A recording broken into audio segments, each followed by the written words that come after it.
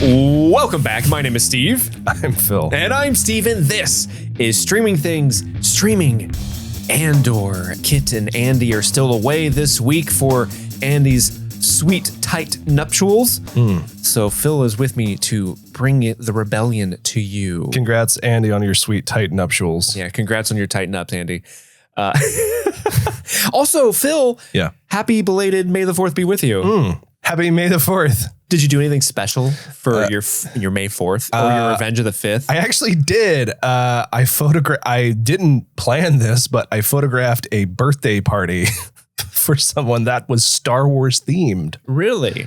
Yes. You showed me some photos of this birthday party. It was pretty like it's not like a child's birthday. This was a 40th birthday party. Someone threw down lots of money on this birthday party. It was pretty impressive. The production for being DIY was legit. Yeah. So too legit to quit. They had a Bith band. They had an R2D2 with blue milk, which was like, I think like coconut milk mixed with Sprite or something. I don't know. So I didn't get to drink it, but it looked refreshing. I feel like whenever you're at a bar and they're serving Coke or blue milk, Coke? Star Wars themed, they're serving Coke right off the bench. But it's always like a coconut themed drink, I feel. It's a good move. Yeah. Yeah. This year, May the 4th was really special for me because we had the boys this weekend, and the boys are just right at that moment in their life where they're getting into Star Wars. This is the moment you've been waiting for. I have with bated breath. Ever since Eric and I got together and she told me she had kids, I was like, one day. We're like, I can't wait to introduce them. I don't think they're ready for the movies quite yet, but they really wanted to watch Star Wars, so we turned on the Clone Wars, and so Clone Wars was on all weekend. We got like Lego sets together and like we were building them. This is your dream weekend. Dude, the last couple days have just been Star Wars because we watched. I watched Clone Wars with kids. Yeah, Eric and I watched Clone Wars with kids. There was a new Tales of the Underworld series that dropped on Disney Plus. That is Clone Wars animation style, but it focused on like Asajj Ventress and Cad Bane, and those were fun. But the best part of it all is, even though like Erica watched all the movies with me when we did our Star Wars movie coverage last year, something about sitting and watching Clone Wars, she got really into the Clone Wars, which has been great because she's been like, I don't know, like I was texting you over this weekend and you were like, Erica's going to be a better... She is. She's literally going to be more equipped to do this style of podcast than I will be, which, you know what, fine. Baton passed. Here you go. Yeah. But listener, I hope you had a wonderful May 4th, a Revenge of the 6th. They're making Revenge... Fifth. Well, they're making Revenge of the 6th a thing. So there's Revenge of the 5th and there's Revenge of the 6th. Yeah. Revenge of the 5th is the real one. Come on, guys. Revenge of the 5th is the real one. Revenge of the 6th is Amazon being like, we also want to cut the pie. No, fuck off then. No, Bezos, get out of here. But listener, what we're going to do today, let's break it down for you. We are going to get into our overall thoughts on Andor Season 2, Episodes 7, 8, and 9. Pretty big couple of episodes I think. I'm really excited. We haven't really talked much about it. Yeah. We watched it together, but we were like... We gave each other our initial thoughts just by way of like... Thumbs up. Geeking out on the couch. A knowing nod. Yeah. But we didn't really dive into it. We haven't had our nerd melt. Because it was also like midnight by the time we finished. And I'm a sleepy boy and I got to go to bed. Yeah. So, and I got to whip up some, research and stuff before we get together in the morning and record this. But so we're going to do our overall thoughts. We're going to do some breakdowns of what actually happened in the episodes, a recap. We're going to tell you our top 3 favorite moments of the episode. And then we're going to end it off with our best performance, we think, of these 3 episodes. And I think it's a pretty tight race. It is. This is competitive. A very hard choice for me. I'm still maybe not even fully locked it down yet. So. I'm hoping to lock it down as we go through the recap. Same, yeah. It's a move I do a lot on streaming things. Just pray for the best. But that's okay. Like, you're doing a comprehensive look at the episodes, so it makes sense that you would figure it out. But before we get into all that, I do have some business at the top. We have a special announcement. Uh-oh. Save the date, Stream Fiends. The second ever Streaming Things live show is going to happen on November 7th, 2025, here in Cincinnati at the Woodward Theater. Tickets are not on sale yet, but save that date. I will let you know when tickets do go on sale. Should be very soon. You should also be listening to our Last of Us coverage, which airs on Mondays. Alex was on the most recent one. Kit and Andy should be back next week, or at least Andy will be back next week. Excuse me. Are they in like a honeymoon together? No, so Andy is in Curacao for his wedding and honeymoon. Right. Kit had to go down to Curacao for the wedding. Yeah. Kit came back, and now he's going back out of the country for a very special project I can't reveal yet. But he will be revealing that in time. It's very cool, but he's going to be gone for another week because of it. Okay. So next week on Last of Us, it'll be Andy and I. If you enjoy The Last of Us coverage, we have a brand new The Last of Us shirt. Go check that out on the merch shop. If you like both of what you're hearing here on Andor and on The Last of Us, go support us on patreon.com/streamingthings, where you can get a bevy of perks such as our Game of Thrones coverage. And starting on May 15th, we're going to do Chosen Movie May, where we just review movies submitted to us by patrons. Our first movie is Hook. Oh, yeah. I'm really excited about covering Hook. Yeah. Haven't seen that one. That was the first movie that ever made me cry. Really? Yeah. No shit. Yeah. You know the scene with the flashback when he's a baby and the I'm going to be honest with you. I remember almost nothing about this movie. Oh my God. I was a kid and I was bawling my eyes out. That was sad. Well, I'll keep an eye on that when I do the rewatch this week. But Phil, do you hear that? Yeah. What is that? I think that's GONK. Oh no. What's up, GONK? GONK can only be here for one thing and one thing only, and that must be this week's MadLibs. It's a part of the episode where I ask these two jabronis, Phil and GONK, for words so that we can create a nice little story in the MadLibs Star Wars Droids edition. I will ask them for adjectives, verbs, nouns, all that stuff, and they will either tell me the words or GONK at me, like GONK is to do. GONK. That was a good impression. I actually might GONK at you too, and you'll have to interpret, come up with it. Fluent in GONK.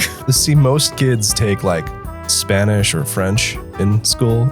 You took GONK. I did.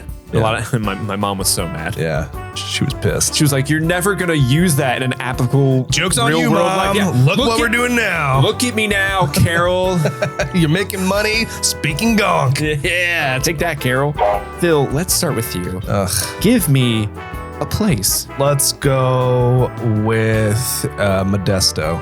GONK, can I have a verb, please? Oh, Jesus. Grope. Okay. Phil, give me a noun. Heart. GONK, can I have a verb in the past tense, please? Mounted. Good word. Give me a noun. Butt plug. GONK, will you please give me an occupation? Ooh, phone sex operator. I didn't build him to be this gross. Once you like... Coming from the guy who just said butt plug. You're forced into it. He's giddy about it. That's true. He definitely takes after me in this regard. Yeah, for sure.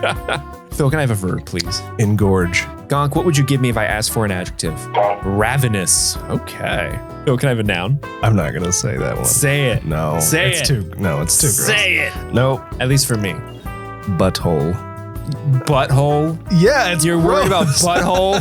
It's great. Don't write that down. You put butt plug, but hole is a hole is a little far. bit, yeah. Because you're plugging the hole with one of them. Don't put that down. No. Hole. No. Oh my God. It works really well. Oh no. GONK, can I have an adverb, please? Seductively. Phil, give me a part of the body. Oh, we could have saved butthole for this one. Can we still say it? I will put butthole here and let you change the previous one. Okay. Yeah. I'll put butthole here. Okay. And you what are we doing? What are we doing here? This is insane. These are the butthole accords. We're meeting at 9 a.m. to talk about buttholes. I don't want my mornings to be anything different. That's true. Okay, what was the other one? Just a noun. Yeah. Tongue. Let's see. You had butthole, so it's gone to GONK now. GONK, can I have a plural noun, please? Bedposts. What about a verb past tense? Showcased. GONK, give me a plural noun. Moans.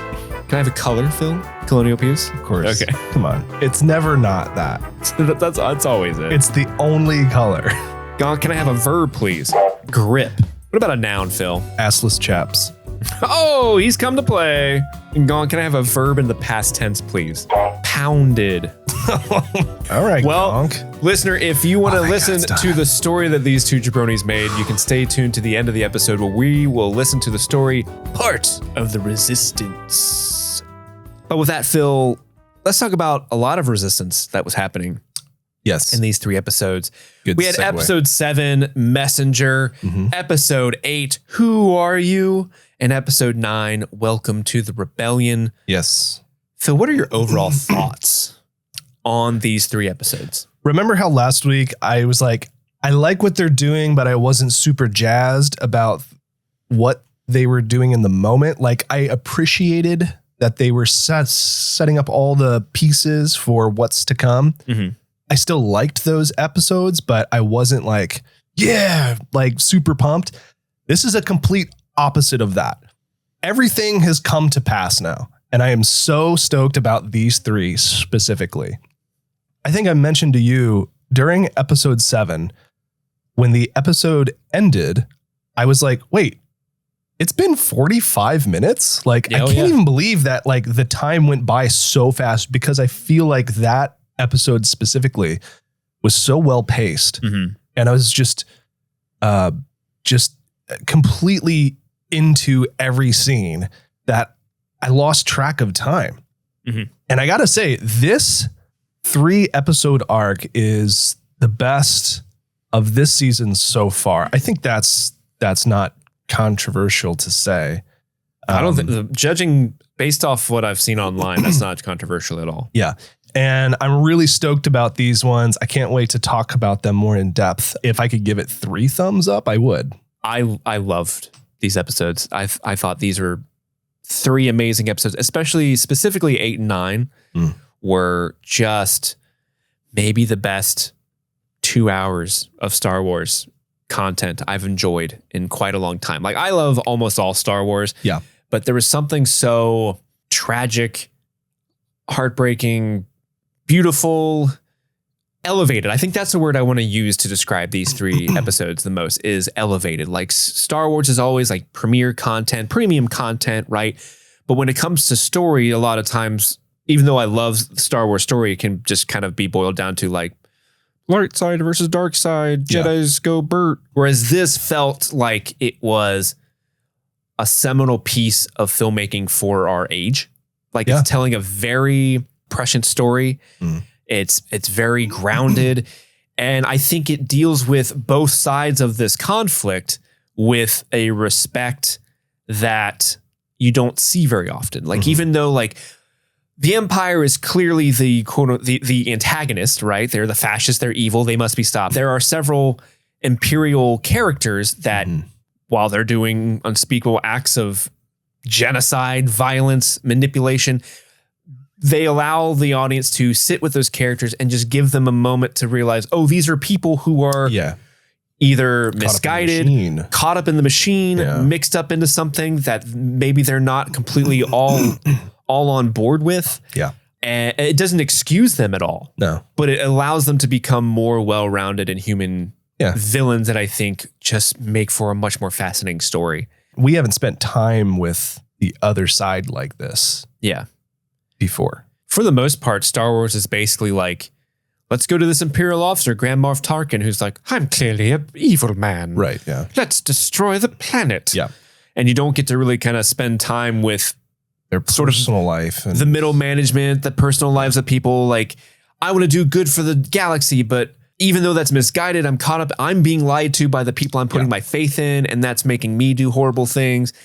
And again, not excusing any of those characters at all. It just makes for a much more interesting story. Yes. And at the same time, they're also doing kind of the inverse for some of the rebellion people as well. Like the good guys, but sometimes they do shady things. Like Luthen's like, let's burn it all down. So it causes this reaction, you know?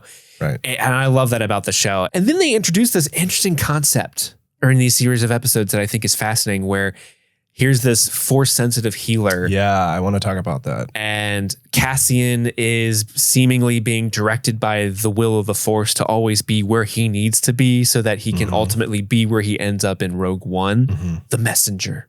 He's a messenger. Cassian is struggling throughout the entire series where all he wants to do is make choices for himself and be in charge of his own path. And then the fact that this character comes along late in the story and is like, oh, you're actually being guided and directed by the Force. Do you have free will? Do you have autonomy? Yeah. And that's why he's so upset for a good part of these 3 episodes, is because like he just wants his own free will, and does he actually have that? Yeah. I just really, really cool. The last thing I want to say is there's been a lot of discourse throughout the entire run of Andor of like people saying, oh, this is the greatest Star Wars ever. And then there's some people who are like, this doesn't feel like Star Wars to me at all. I don't like it. It's too serious. Where are the Jedi? Where's the pew-pews? Right? Which is an understandable thing. Here's the thing I wanted to point, and it's kind of a realization I had, is that when I was growing up and I was introduced to Star Wars, it was the original trilogy, right? And yes, Darth Vader, Luke Skywalker, very important parts of that trilogy for sure. Yes. But Luke wasn't really a Jedi until Return of the Jedi. Yeah, right. Right? Yeah. So really, the thing that I really am finding out that I gravitated towards those movies is the rebellion. Yes. And so that's why the prequels to me don't, like, I love the prequels, don't get me wrong. I don't really love. You love one of them. I don't love the movies, but I love the world that it builds, and I love the expanded universe that came with the prequels, right? But I don't like throw all my eggs in like, this is Star Wars to me because it's not the rebellion versus the Empire. That's like a huge thing for me. And and this show really strips down all of that and gets to the core of what Star Wars always meant to be, which was like rebels fighting a evil enemy order that's putting its will upon the people. Nazis, yeah. It's why I love Indiana Jones. I want to see someone punch some Nazis from time to time, you know? And I just wanted to speak to that. It's just sort of like a epiphany I had. Oh, that's why this show resonates with me so much, because it's very much distilled Star Wars to me. Yeah, I think these are the best we've seen so far of this season. Oh, gosh, let's get into it. I really want to break down all these episodes. But before we do that, Phil, let's hear from ads. And we're back. We're going into the recap section of the episode. Let's break down episode 7, Messenger, which Disney Plus describes thusly. Yavin is growing. Wilman comes for help. Deidre's on Gorman. Cassian heeds the call. There's a lot going on there. Yeah, right. I know we say it every week, but Star Wars is maybe the worst thing to cover when you have an iPad that you're taking notes on, because the worst. Every time I write Wilman, it corrects it to Wilson. All my notes are that way. Yeah. Every time I type in Krennic, it goes to Karen. And I don't know how to make it stop. Luthen is Luther. But it's 1 year later. This is another year skipped. BBY2. Oh my gosh. Which we're seeing as theme. And I really appreciate they've done this every time. The first episode of the season was 1 year later. Yeah. Then we had a time jump of 1 year later last batch, and then another this batch. But they're always sort of announced with the Ferrex bells. Dong, dong. So it really kind of keeps the audience into that formative planet that means so much to all the characters that are involved. But we're on Yavin 4. Never looked better. Yeah, the rebellion, it's shaping up, the rebellion. It's looking like they're finally becoming a real outfit. Yeah. There's a lot of activity going on. There's new recruits showing up. They got to go in lines and register their blasters and find doctors and all this stuff. But Cassian and Bix are living in a treehouse together. A yurt. A yurt. The Yavin yurt. Which it was kind of freaking you out, the yurt. Yeah, there's no door on this place. What the hell? What's stopping a doodar from walking into their living room? Kill them in the night. Plus, like the bugs. Oh, yeah. Like, Yavin 4 has some nasty fucking bugs. Oh, yeah, they've got doodars. They've got bugs. They probably have snakes. Nothing's preventing any of that from waltzing into this yurt. Is that what those rebel guys that are always seen in the like really high towers on Yavin? Is that what they do up there? Like, doodar, yes, over there. Yeah. But Wilman arrives. He's back from some sort of mission with Luthen, but he won't tell Cassian or Bix where they've been or where he's been. Yeah. It's a little bit of a mystery, but he's clearly like all in on Team Luthen. Yeah. And Luthen is not so sure if Yavin is to be trusted yet. It seems like the rebellion is sort of moving beyond Luthen. They no longer need him, and he's becoming less and less important to the cause overall, as it were. Yeah, right. Which is kind of interesting. But Woolman still trusts him implicitly, and Luthen still wants Cassian to work with him, even though Cassian is doing work with the rebellion. And so they're at more odds there, which I thought was interesting. From there, we go to Gorman. We see the misinformation campaign on Gorman in full swing. There's like several reporters like, no one knows why the Gorman are such uptight assholes, but we'll be here to cover it all. Right. All true. Imperial news spinning the news the way they want it. Mm-hmm. I thought the Gormans were the web spinners, but really it's Imperial Radio. Ooh, I like that. A web of lies. There you go. And I really like this scene because it shows Cyril walking to work on Gorman. He's going through the same courtyard that he did at the start of the last batch of episodes, but the courtyard is so different. Yeah. There's really no people. Yeah. It's barricaded. The monument is it's empty. way more tense. Yeah. And you can tell the city of Palmo's not looking great. There's a curfew now they mentioned too. So like the vibe has shifted considerably in this place. And it feels like it's on the precipice of a big event. As the one person said, you can feel this city tightening up. Yeah. But Woolman finally comes up. He reveals to Cassian that he is working with Luthen. He's been going to Gorman for him. And he kind of updates Cassian because Cassian hasn't been there in a year. Yeah. But he's saying like, hey, the Empire has torches and they're going insane there. Yeah. Deidre is there. And she was the one that was originally trying to bring in Luthen and take down Axis. But now she's in charge of Gorman and she's doing all this awful shit there. And he wants Cassian to come with him to get rid of her. He wants her deadra. Get out. We go over to Dedra. She's on the comms meeting with Partagaz, and Partagaz is like, hey, great news. Krennic and the Emperor love the original plan for Gorman. Yeah. All the attempts to find some sort of alternative to Calkite has not been fruitful. So we definitely need Gorman.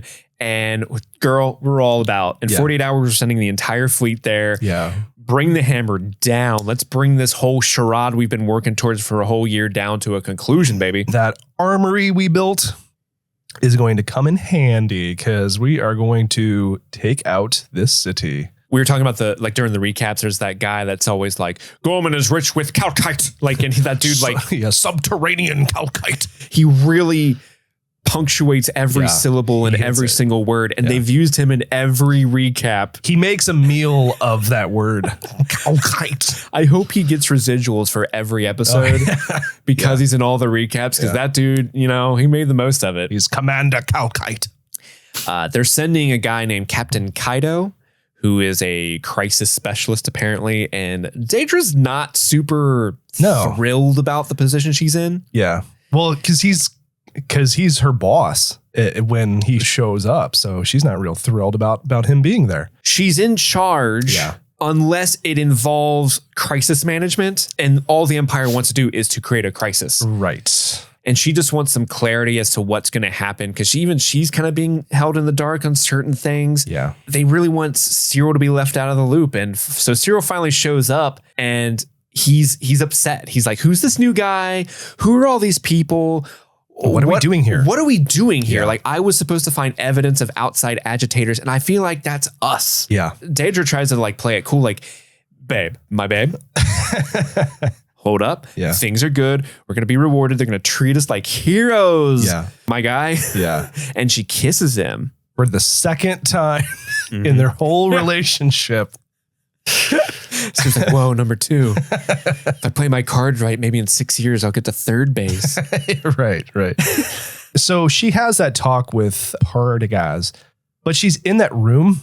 And that room reminds me of the isolation egg that Vader's in. I think because the pattern on the wall is that polygonal shape that the egg has. So in my notes, I've just resorted to calling that the secrecy egg because I don't know what else to call it. But when she leaves the secrecy egg, she has never scowled harder on the show than in this moment. Her mouth is fully upside down. It is crazy. Dude. I love it. All 3 episodes, I think maybe the top 5 greatest Deidre scowls are in these 3 episodes. Like there's one, I can't remember if it's the next episode or the last one, or it has to be the next episode. Yeah. Where she's outside on the porch and she does God. this comically like, hit us with a scowl. And she's like, she's so scowly. It's amazing. And the crowd goes wild for it. Meanwhile, back on Coruscant, Mon Mothma lands with Erskine. And I like this little joke where they're like, because they know her driver is an ISB plant. She's known this for years. Yeah. And she's like, I'm going to get a new driver. It's like, no, don't do that. They might replace him with someone smart. Right. Chloris. Chloris, that job's worth. Yeah. She goes into the lobby of the Senate chamber, I guess. And Senator Oren, who's the senator of Gorman, greets her. Yeah. And he's not looking great because he knows that his planet's a powder keg. They've been pushed around. They're the victims of this Imperial conspiracy. They have no shame. They're going to give us one final humiliation. And he thanks Mon. He says, thank you for your constant courage. I admire your grace and energy. Yeah. Please protect yourself. Yeah. It sounds really dire. Like he's like, they're going to come for us all at some point. I'm just the first guy. Yeah. So take care because shit's not going to be good. At least this is the first public time. Because I think canonically, the Empire has already genocided the Geonosians in expanded canon. Oh, really? Yeah. Was that in the Clone Wars or? So I think part of it is in the Rogue One prequel novelization. I think it's touched on there. Really? Because that novelization is about Krennic and Galen Erso. Okay. Sort of how they met and how the program gets started. And they met during the Clone Wars. Okay. And Krennic has like direct communication with Poggle the Lesser. Yeah, that guy. That was pretty good Geonosian. Thank you. I've been practicing. Yeah, and so they originally have Geonosians building the frame of the Death Star at a certain point above Geonosis. Yeah. And then Poggle, or I don't know, I can't remember if it's Poggle or one of the other Geonosians, but they like do a little bit of a revolt to like stop it, and then they just kill every single Geonosian except for one. Does Grand Moff Tarkin land a ship on their I will squash these bugs. Oh shit, we're on Gorman. Shit. Fuck, wrong planet. Whoops, that's my bad, guys. We'll have Tarkin. I'm terrible at parking. We go to Gorman again, the Gorman front. They're having this meeting, and these poor people who have just been manipulated from the start. They thought they were fighting for their own cause, but really they've just been playing into the Empire's hand this whole time, and it's led to this point where they can't even agree on what their next steps would be. Because Rylance is like, we've gone too far, guys. They've tricked us into this. Yeah. We need to go back to peaceful resistance to keep our dignity. And they're like, what good is dignity? Right. If we have no planet. And Lazine, is that his name? Lazine. Lechonk? Yeah. He's part of the Gorman front now. And he's like, we are the Gore. They can't take that from us. Or if they take that from us, what's worth saving? The galaxy is watching. This scene, they're speaking Gore, and it sounds like French. Do you think if you are French and speak French and you're watching this, does this sound like Simlish to you? Like where it's like very close to what you know, but it's wrong. If you are French and you're listening right now, write in. Yeah. Because I want to know, because I could see it being that type of thing. We're back on Yavin. Cassian has this old blaster bolt injury on his shoulder that we did not see him receive. Yeah. So it happened in between the time jump. Yeah. But it's not healing. So Bix wants to take him to this healer that's at the Yavin base camp who is this force healer. Yeah. And as soon as they start walking up, the force healer's like, hold on. Yeah. She clocks him from across the room. Hey, what is your read on this? Is she a hidden escaped Jedi, you think? Or is she the Chirrut style, like force sensitive being that's not explicitly Jedi? I think it's the latter. Okay. Because I know, and this does, one of the bad things about the new Disney stuff is it sort of takes away from the incredible reveal that Luke Skywalker is a Jedi. Right. Because Ahsoka is running around starting the rebellion and other scenes as well as the show's going on as well.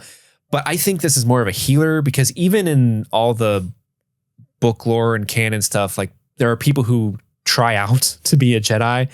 And if they're not cut out for it, but they still have some small force powers, most of them become healers. And so I just read her as she's one of those people. She has some sort of connection to the force, but she's not like a Jedi. Right. And she uses that connection she has to heal people. Sort of like how some psychics can tap into the other world. Yeah, right. And so they allow us to communicate with dead family members. Sure. Yeah. That was my read as well. I just didn't know if maybe there was another read on that, because to me, it's like with this being so close to Rogue One, when Rogue One revealed like, hey, you can use the Force, you can be one with the Force, but not be a Jedi or a Sith. That opened a door that I don't think we've ever had in the main like movie set. Yeah, anybody can have the Force. Yeah. That doesn't necessarily mean you have to go into the the ritualistic group of Jedi or Sith. The rigid, you can do your own thing. Dogma of the Jedi. That well, Palpatine, what are you doing here? How funny would it have been if this woman showed up and she's like, oh my gosh, I'm sensing like a yellow aura around you. It seems that like Bespin is in retrograde. Oh, God. So I know these people. Oh my God. Yeah. She just dives into an astrology What's thing. your star sign? Here, hold these crystals. From there, we go back to Gorman and Cyril finds Enza and is like, what's up, Enza? Yo, Enza, I needed to see you. And she just fucking smacks the shit out of him. Yeah. Like, oh, I've seen the outside agitator. You? And just slaps him down. Pretty satisfying to see. Yeah. Andor's shoulder is better after their brief interaction with the healer. He didn't like the interaction, by the way. He was like super against it. He was scared. What she told him, because she had told him like, hey, you're meant for something bigger. Who is that? Most beings carry the things, they shape them, but a few, they gather the things as they go. Yeah. He is a messenger. She tells this to Bix, but he saw something when she touched him and he didn't like it, so he left. Right. And now Bix is confronting him about that. She alludes to his importance to the future, but I think she mistakes that to be with Bix, because we know what he ends up doing, but I think she attributes his importance to being with her. But I think she was wrong on that part. I think she was right about knowing that he's going to go on to bigger and better things, but I don't think she clocked the real reason, which is cool. I like that. Like she didn't get it fully right. Always in motion, the future is. Right. Cassian and Wilman are leaving Yavin. Draven, a character from Rogue One. Yes. We see him pop up. Yeah, that's cool. surly guy. And he's like, hey, it's unacceptable that you're leaving. This isn't a sanctioned rebellion mission. And we were going to promote you. Yeah, we're going to promote you. We're going to give you a 401k. We're going to give you stock options. Yeah. And this is how you repay us. Yeah. And Andor's like, yo, dude, don't push too hard. The day I need permission to go is the day I'm gone. Yeah. Well, that day is near. And they leave in a U-Wing. Some Imperial youngsters are brought onto Gorman. Yeah. Some kids. Greens, some Like greenbacks. yeah. And Captain Kaido inspects them. They're led by a Sergeant Bloy. And this poor fucking guy is just there. He just wants to have a good time because Sergeant Bloy's like, are the men ready? And he's like, oh, I'm sorry, sir. Not sure there's a man among them. Yeah. What the fuck did you just say to me? He lays down the law like immediately, like, are we going to have like an issue here? And he's like, nope, we're not. Sorry, we're good. I thought you were cool. Yeah. Usually people with scars on their face are really nice people, but I guess not in your case. Yeah. I really like this brief scene where they're flying. Andor and Wilman are flying to Gorman, and Wilman's petrified of flying, I guess. Yeah.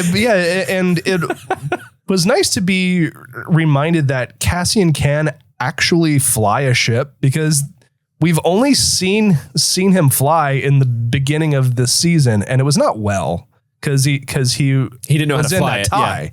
Yeah. But it's nice to see him sort of reminding us that like, hey, this guy's actually pretty good at this. Yeah. He was the pilot for Aldani. That's why he was so important for that heist, is he could fly. So it was a nice reminder. Yeah. And I love how he's looking at Wilman, and Wilman's like, oh, he's on the road, man. He's on the road. Yeah. Oh, you want me to go lower? Yeah. It's pretty good. We get Vel visiting Bix. Yeah, and I think this is the first time Vel and Bix have ever like spoken to each other, right? On screen, yeah. Directly? I think so. Like, well, yeah. Like within the year, I'm sure they got to know each other based on how they how the scene played out. Hey, girl. But like up to that point, I don't think Bix and Vel had shared the screen. I don't think so. No. I don't think so. But Vel is there. She's been on Yavin for a while. She's in charge of the new recruits. And I guess she was smuggling for a time, but she's given that up. She was getting too reckless. Yeah. So she's throwing everything into the cause. I love this little name drop where she's like, hey, so Draven and Dodonna sent me to talk to you. Anytime I get Can you get Cassian to like shape up? they need him and want to promote him and give him stock options. Put a leash on that boy. And he left. He's too wild. We're not Luthen's puppets anymore. We're building a real army, and Cassian is a leader, and we need him. Yes. But Bix is like, yo, girl, he'll be there when you need him. Yeah. You can rely on old Cassian, old always reliable. come through. Anytime I get a Jan Dodonna drop, I geek out. I talk about a character from the original trilogy. You're like, yeah, Jan Dodonna is so important, and then you never see him again after A New Hope. Right. Because his the backstory is really cool. Like he willingly gives himself up to make sure the rest of the rebels can leave Yavin 4. Really cool character, but never has any screen time. Yeah. Well, I mean, he does in episode 4. I mean, not any real screen time. He's just in the background Princess Leia, look at these schematics. but like he reveals the plan to take down the Death Star. So I know. But I'm just saying. I want to see Jan Dodonna like sitting down. Like when I was a boy, I used to play Pogs all the time. I had a golden slammer. They call me Slammin' Dodonna. Slammin' Dodonna. I'd show up on the Pog courts with my porgs and my pogs. Can I tell you? This is maybe the most millennial thing. The first time I ever stole anything what was Pogs. I stole Pogs? But I stole one single Pog from a friend. How much could a single Pog cost? $20? And the Pog, the reason I took this Pog is because it was a picture of a cat, and I liked the cat, and I thought the cat was cute. That is like a small gray cat face on this Pog. And I was like, I want that Pog. I stole it. I took it home. I was so ashamed. I couldn't look at the Pog. Oh my, you're like, don't look at me, kitty cat. I just looked at this cat. Don't and look I was at like, me. this, like the cat eyes on this Pog were like judging me. You went to sleep and you can hear the kitty cat Pog going, thief. Yes, I was so ashamed. I was so ashamed. And so I never used the Pog. So I just like stole this Pog from a friend. Yes, I benched the Pog because I was so ashamed. Oh my God. And it taught me not to steal. So did you ever give the Pog back? I never gave it back. I was too ashamed. What happened to this Pog? I don't know. I don't even know what happened to all my Pogs. It was 1995. Like, where did any of that shit so go? Funny. Yeah. You said it's the most millennial story ever, but really the millennial stories stop at Pogs. It's really the most Phil story ever. Like, I want to steal that cute kitty. Oh, now I feel bad about it. Okay, maybe it's not the most millennial story, but it was a very like growing up moment in the mid 90s. Sometimes, much like Cyril, to learn what's good, what's right versus what's wrong, you have to first do what's wrong. Right. And then learn from your mistakes. Exactly. Thankfully, no one shot you in the head immediately after you learned your lesson. Spoiler alert. Oh, sorry. It's the next step, bro. Yeah, so Woman and Cassian, they make their way to Palmo on Gorman. Oof, they're talking tension about is high. Assassinating Dedra. They have a nice little callback. Like whenever they're on a mission together, I guess they go, hey, Ferrix. Yeah, Stone and Sky. Stone and Sky. Stone and Sky. Stone and Sky. Yes. God, I love that episode. But Cassian goes back to the hotel that he was staying in. He's now Ronnie Guja, and no one really knows how to pronounce Guja. Yeah. But we see the bellhop. Yeah. The bellhop from the previous set of episodes. I guess he got a promotion. Now he's at the front desk. Yeah. And Cassian is under this disguise as a there's journalist. No disguise though. No, he's just him. He's like, yeah, I'm a journalist. Which like I kind of thought was strange because it's like you're going back to the same hotel. You may run into people who know you as but he's not Barry and Sky. But he's not in fine Coruscanti shirts. Right, but like or sweet snowboarding shades. You would think that he would put on glasses or like a wig. Like a Karl Marx glasses with a fake nose and mustache. Right. Just like something to like differentiate himself besides the clothes. What they should have done is he should have hopped on Willman's shoulders and put on like a giant trench coat. Just a super tall like dude. They just awkwardly walk in like, hello, we're here to check in. Yeah. I mean, I'm here to check in. Excuse me. Right. Me, a very tall man, would like one room, please. Your tallest room. Your tallest room. But they get checked in, and I love how the bellhop guy's like, hey, so my partner, there's a total snitch, and I know who you are. Yeah. She will report it the next day. We got to turn over the guest list every day. You got to carry your own bags, and you know the way, buddy. Yeah. So a lot has changed in this hotel. This spooked me because I was like, I don't trust this guy. I mean, like, I didn't distrust him, but the fact that he knew who he was, you know, I was like, this is not good. And dude, what this guy cut out for the hotel industry. Yeah. Andor shows up under a different name and different outfit a whole ass year ago. Yeah. And he remembers that person and he's like, oh, hey, friend, welcome back. I took that to mean because he like took time to like talk with this guy. So he made an impression on him. I don't know if this guy would like remember every guest that came into the hotel, but because he spoke to him about his dad being killed in the square. I think it made an impression on him. If someone ever asks you about your dead dad, you remember them. Exactly. Yeah, Cassie gets into his room. He's got a wonderful eye line to the Imperial building across the way. And a sick ass suitcase full of spy tools. Oh, yeah. It's and weapons. Dope. I love it. It's cool. Willman is hanging out with the Gorman front. He's this kid, he's got a type. You go to a planet. This dude finds the blondest girl on every planet. Him and Drina are and raises her up. Yeah. The farmer's daughter, that was yesterday's news. Yeah. Now we got to get the French Revolutionary. To be fair, though, that was like 2 years ago at this point. So, sure. I mean, some time had passed. Do you think, what was her name? Bela? I don't know. Or whatever. Do you think she's on that planet like, Willman will come back for me? Yeah. I'm saving my safe for Willman. Freaking B2 are like, when are my people coming back? I'm just happy. If B2's gone, if he's gone, I'm happy he got to retire in a nice, sleepy farm place. Same.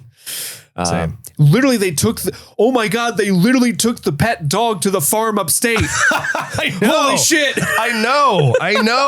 Oh no. Yes. Someone check in on B2. I'm glad. Oh my God, you fucking monster. But yeah, Willman is spreading those royal oats all over the galaxy. Gross.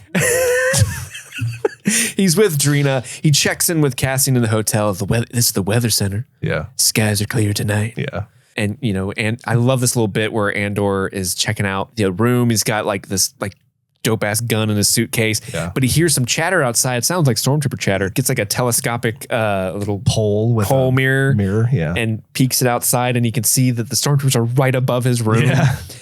And he looks really worried, and he should be, because that is not a good situation to be in. No, it's not. But now we go to episode 8. Yes. Who are you?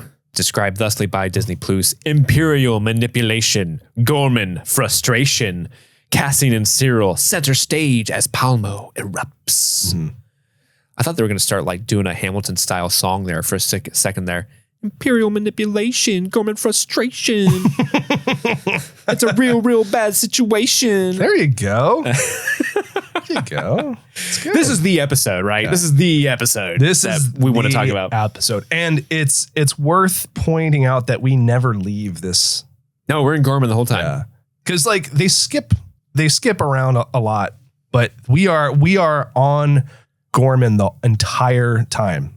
So this is a very important, crazy part of this story. So when the episode opens up, There's like a wide shot of Palmo, and you can see the Imperial facility that's been built. It's complete now. Super tall. I never realized how big that shit was. Yeah, it's huge. I was like, God damn, it sticks out like a sore thumb. I totally understand why the people of Palma were like, no, thank you. It looks to me a bit like the hotel they built in North Korea that was empty for like 15 years. Mm-hmm. And I'm not entirely sure is full. They just like put windows on it at some point, but it's like that size and that menacing of a shape. And because you look at the vibe really well. You look at all of Palmo and like the cities are kind of at the same height. Yeah.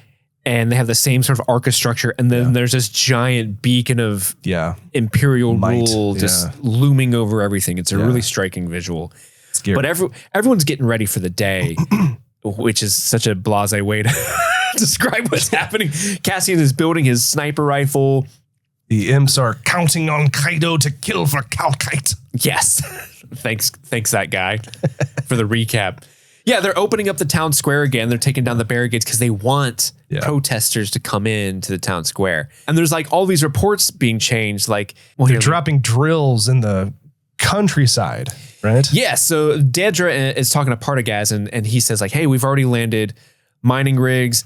She's upset because like those have created rumors, which are creating more agitation amongst the people who live there. Yeah. She's not super happy about it. He's like, listen, we're doing it. We don't care about rumors affecting Gorman. Gorman's fucked. Yeah.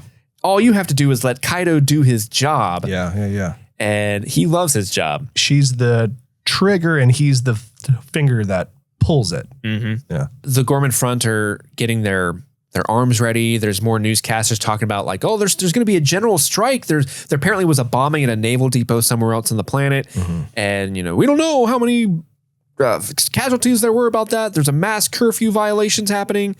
And there's going to be a general strike. Who knows what's going to happen? All the Imperial employees are called back to the building that Cyril works at, I assume for their safety. And then the Gorman protesters, they start walking through the streets, gathering more and more numbers to their cause. And Ryland's is the only one who sees through it. Oh my God, this poor guy.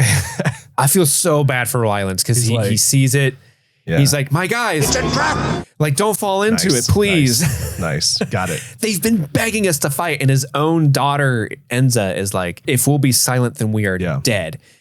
And he runs off to try to stop as many people from going into the square as possible. They're chanting, we are the Gore. The galaxy is watching. We are the Gore. The galaxy is watching. Which is ironic because the galaxy is watching, but they're watching Imperial News. It's like, look at these asshats. Yeah. This whole scene feels like Ferrix because they're using the like horn to like summon more and more people and warn against what they're about to do. Mm-hmm. And they're all collecting in the square and Cassian's there and Cyril's there. And like, it feels like very much part 2 of what we've seen before. And it's very tense. Yeah. This is something that the show does a great job at doing. Like, even though this is like a part 2 of the Ferrix uprising, Gorman and Ferrix have completely different cultural identities where they feel like completely different planets and groups of people. But the situation is very much the same. It's great. But Rylands runs into Cyril because Cyril is going through the streets as well. He seems really conflicted on what to do. He likes these people. He doesn't think they deserve it. Right. And I love Ryan's like, Karn, you dare walk our streets. You dare walk among us, you rat. You've destroyed us. Because Cyril's trying to defend himself. Like, I was here to trap outside agitators. And he's like, do you think I would believe that? Right now, there's mining equipment coming down on our planet. What are you trying to steal from us? What do you want from us? Right. And Cyril hadn't heard of this at all. As the first, he is this guy who thinks he's been this good soldier. He's in the loop. He's working for the authoritarians that he thinks are making the world a safer place. Yeah. And he's learning this information from an outside source. Mm-hmm. And I think that rattles him. Yeah. Kaido and Dedra have sort of a standoff at one point. Cassian is checking out of the hotel, and our bellhop dude is a real one. I love this so much. He says, hey, you were never here. Yeah. I never even logged you in. At one point, Cassian says, dude, I hope things work out for you. And he says, Rebellions are built on hope. Where have we heard that before, Steve? Cassian says that to Jin in Rogue One. It's and then so Jin good. says that to everyone else at the end of that movie. I love that he got this from this guy. Yeah. It's so good. It's such a small thing, but I love how even the biggest, theme just comes from such a minor character that is so memorable. Right. It's such a lovely thing I to love include. it. This was a really, really, really good part of this episode, I thought. So Rebellions are built on hope. Yeah. Cassian starts walking outside. He's with the protesters and he walks right past Cyril. I know. They like 2 ships passing in broad daylight. Yeah. But things are not looking good. Enza and the other younger people. So there's in the Gorman front, there's Enza. Yeah.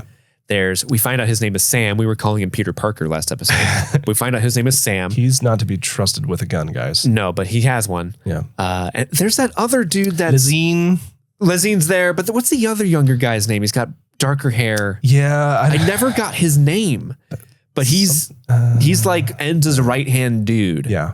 They're all filing into the court. Cassian has an earpiece. He's trying to find Willman. He sees Dedra, but not enough to like get a shot at her. Yeah. But he's really hoping for her to come out so he can shoot her. But then Cyril walks into his building. He has some trouble getting in.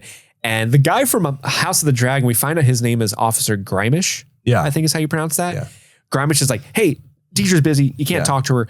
Go into this room where all the other people are hanging out for safety. And this room is just, I just can't imagine walking to a room like, you'll be safe in there. And you walk in and there's what? 6 K2 unit or KX unit droids just like staring at you. It's ominous. A very unnerving scene. And everybody's sort of positioned behind them, which makes sense because if anybody did come in, here's the thing. Just stand up and I don't think take care of it. I don't think it makes sense at all. I think it's such a power play because there are like 6 seats in the middle of the room facing each other. Yeah. The droids are sitting in them and the people are around the borders of the room. Yeah. They're not even protecting them.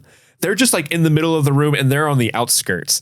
And it just shows that the Empire doesn't put any value even in their own people. Okay. Just the tools that they're going to use to subjugate other people. Yeah.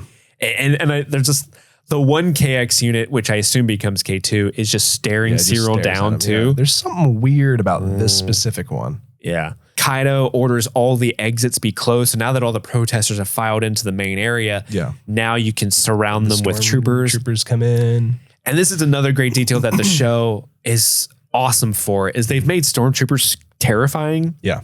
Stormtroopers and TIE fighters are terrifying in this show. They're like a real threat. Like any other Star Wars show, you see a stormtrooper like, okay, who the fuck cares? Yeah. But when those stormtroopers like start walking down the steps behind everyone, it's a real threat. It's so terrifying. Yeah. Willman says goodbye to Drina. They split up. Kaido tells Bloy to take all the new green kids out and take the center of the square back. So they want like, I guess the area around the monument and then like a path to it. And Kaido's doing this on purpose because he's hoping that these young, inexperienced troops freak the fuck out and make the situation worse. Right. Crisis management. He needs a reason to start killing this whole group. Yeah. And to the credit of the Gore, when they do this, instead of immediately being more raucous and making things worse, Lezine starts singing and they sing this very peaceful song and the lyrics probably.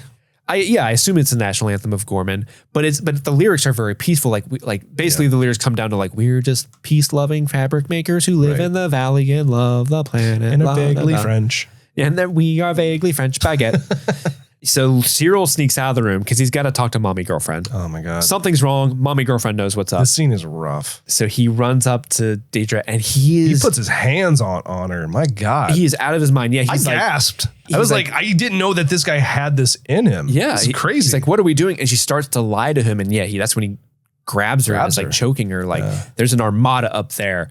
What have we been doing? And she tells the truth. She says, we've been sent here to spur on this rebellion because, the Empire needs the Calcite on the planet. We're going to go home as heroes. This is all we've ever wanted. They're going to do this no matter what. So we should benefit from this. And he's choking her the entire time. Mm-hmm. Yeah. It's rough. Mm-hmm. It's hard to watch. It really is. And he doesn't know, like his whole world's falling apart. Yeah. This is mommy girlfriend. Yeah. She's lied to him. The government that he was believing was there to protect people has been lying to him and also is not protecting people. The last 2 years were a lie. And he breaks it off. Well, with her. Well, at first he's like, he kind of is upset with her and she says, well, you didn't seem to mind the promotions. And that I think really, shit, I am part of the problem. Fuck you too. Good luck, Deidre. And he leaves her. Yeah. What a big moment for little Cyril. Yeah. A big moment for little Cyril. Deidre tries to get... He joins the crowd outside too. Yeah, he goes back outside. Yeah. Deidre tells Grimace to try to bring him back in. Right. Partagaz calls her at a certain point and says, time to proceed. Well, we don't actually hear what Partagaz says, but she says, proceed when it's done. And so Kaido calls the sniper that's hiding up there and says, fire at will. And at first we're like, Willman, get out of there. Right. But he's actually targeting their own men. Right. To sort of light the flames, if you will, light the powder keg. So yeah, he shoots one of the green Imperial kids and Bloy's like, return fire. And so now those kids are shooting at everyone that's surrounding them. The Gorman people start bringing out their guns. They start fighting. All hell breaks loose. The sniper is shooting the Gore indiscriminately. It's so awful. There's a shot where it cuts back to Kaido and he smirks. Yeah, that shot's amazing because he's smirking and there's like fire in the reflection of the glass that's in front of him. The sound of all of the different blaster noises too. I really liked that because you've got the E11. Is that the name of the Stormtrooper blaster? Like we've heard that, but then everybody else has like their own different type of gun, and the sound design in this scene is like really, really good. And I just wanted to call that out because I appreciated that. Yeah. Incredible sound design. Yeah. Awful visuals. People running, trying to save themselves. They're getting gunned down by the troops. They're closing in on them. Yeah. There's one shot of this poor guy that's just huddled behind the fountain like bastards because he can't do anything except watch his friends and community be destroyed in front of him. Right. Deidre tries to get Cyril out of the crowd, but it's already too late. He's in the thick of it. And Cassian can't get a shot at Deidre because he comes out for a second. He's too slow. Yeah. Kaido sends in the KX droids.